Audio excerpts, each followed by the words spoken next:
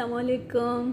आपकी अपनी अनुषे आपके साथ है अपने आज के व्लॉग में। आज की वीडियो में मैं उम्मीद करती हूँ कि आप सब बिल्कुल खैरियत से होंगे और मैं दुआ करती हूँ कि आप सब जहाँ रहें खुश रहें, शादो आबाद रहें, हंसते मुस्कुराते रहें, मेरी वीडियोस को देखते रहें, उन्हें लाइक करते रहें और मेरे चैनल को सब्सक्राइब कर लें और बेल आइकन को ज़रूर प्रेस करें। ऑल नोटिफिकेशंस को सिलेक्ट करें ताकि मेरी आने वाली हर न्यू वीडियो की नोटिफिकेशन आपको बर वक्त मिलती रहे।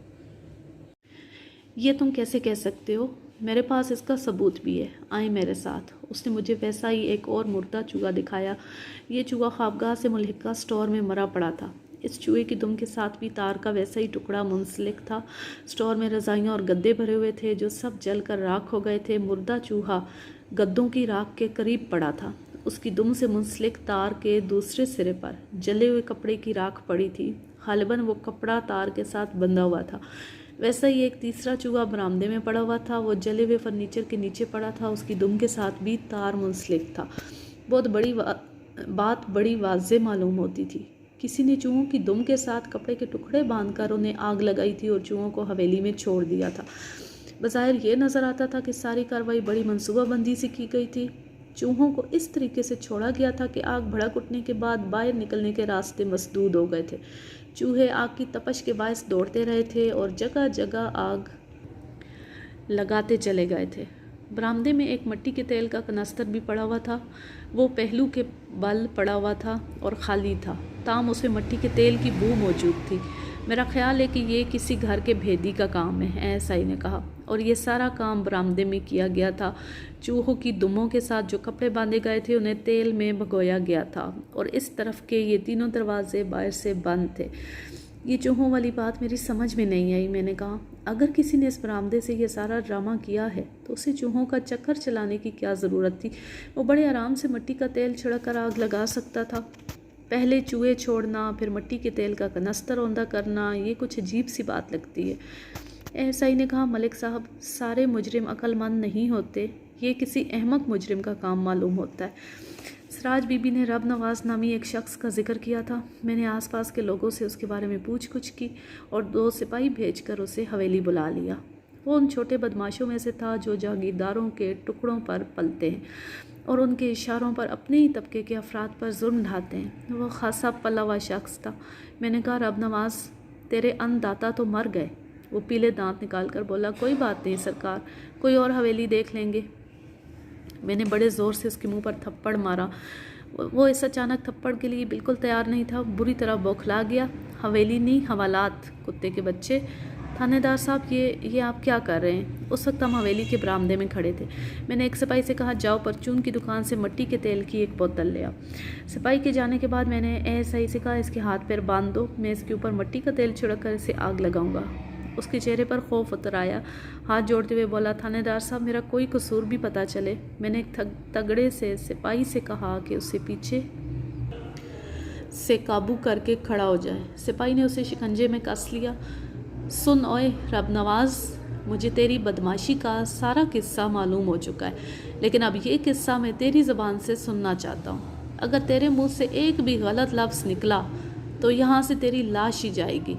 पहले तू इस कनस्तर को देख, क्या तू इसको पहचानता है? मैंने अपना रूलर बिल्कुल तैयार पकड़ा हुआ था। वो थूक निकलते हुए बोला, ये मिट्टी के तेल का कनस्तर है। मैंने रोलर से उसके कंधे पर ज़रब लगाई और कहा, मैंने पहचानने की बात की है। क्या ये वही कनस्तर है जिसे तुम जमाल कादिर के हमरा सराज बीबी के घर लेकर गए थे?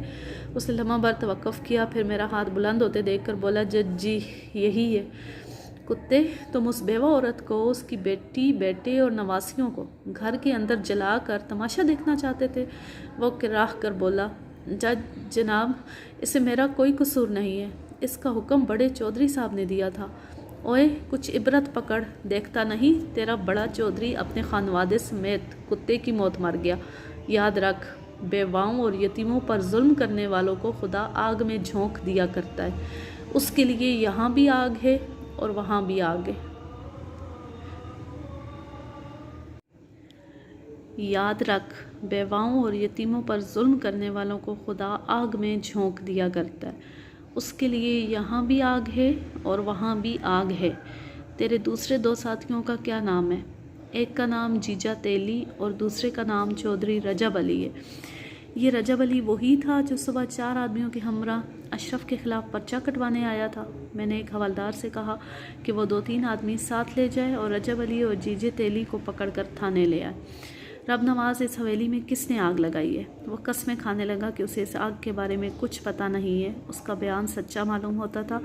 कुदरत का अजीब फैसला था। चौधरी ने जिस तेल से एक बेवा और उसके कुंबे को हलाक करना चाहा था, वही तेल उसकी अपनी हलाकत का बाइस बन गया था। लेकिन चूहों वाला मुअम्मा हनोज हल नहीं हुआ था। अगले रोज़ मैंने आसपास रहने वालों से पूछ-गुछ शुरू की। किसी अजनबी को हवेली में दाखिल होते या निकलते नहीं देखा गया था।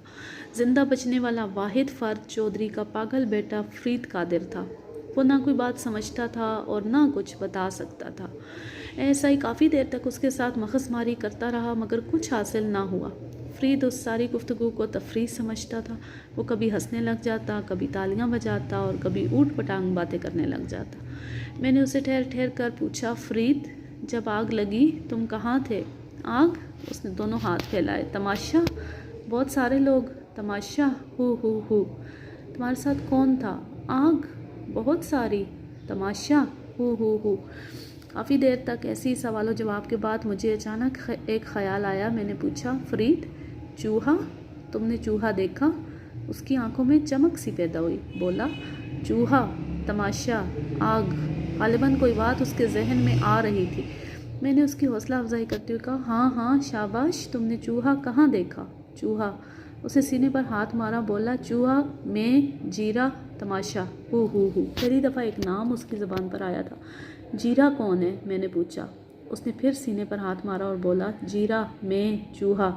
ये जीरा कोई मुलाजिम मालूम होता था। मैंने ऐसा ही से कहा, तुम आस पास से पता करो, इस नाम के जितने लोग हैं उन्हें साथ ले आओ। कोई आधे पौने घंटे बाद ऐसा ही एक 9-10 साल लड़के को साथ लिए हवेली में पहुंच गया। लड़के के साथ उसका बाप भी था। दोनों के चेहरे उतरे हुए थे। लड़का कुछ ज़्यादा ही खौफजदा नज़र आता था। उसका नाम नज़ीर उर्फ जीरा था। फरीद ने जीरे को देखा तो खुशी से तालियां बजाने लगा। जीरा आ गया, जीरा आ गया, आहा, जीरा आ गया।